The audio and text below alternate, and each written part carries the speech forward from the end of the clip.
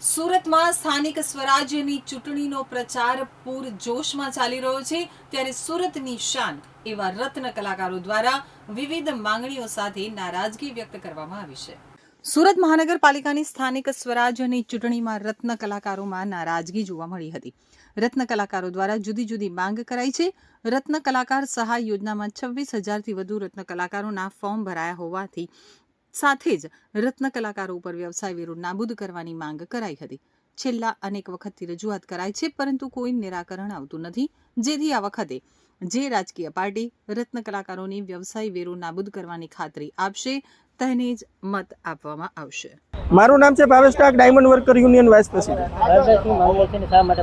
છેલ્લા 10 વર્ષથી રત્ન કલાકારોના પગારમાંથી કાપવામાં આવતા વ્યવસાય વેરા બાબતે અમે અસંખ્ય વાર રજૂઆત કરી છે, પરંતુ સત્તા પક્ષ દ્વારા અમને કોઈ રિસ્પોન્સ આપવામાં આવ્યો નથી.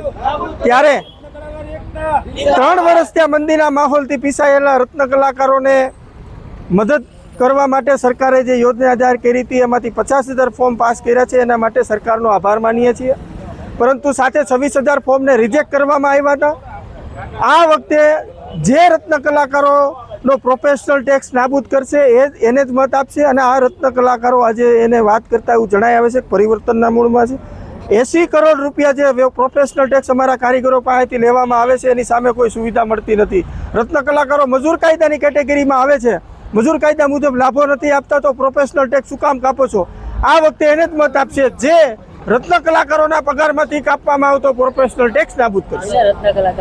સુરતની અંદર 8 થી 10 લાખ વસે છે, અને સમગ્ર ગુજરાતની વાત કરું તો 25 લાખ રત્ન કલાકારો છે, એની સાથે એના પરિવારો પણ છે. તો સુરતની અંદર નિર્ણાયક મત રત્ન કલાકારોના છે, અને આ રત્ન કલાકારોએ મન બનાવી લીધું છે કે આ વખતે પરિવર્તન અમે લાવીશું.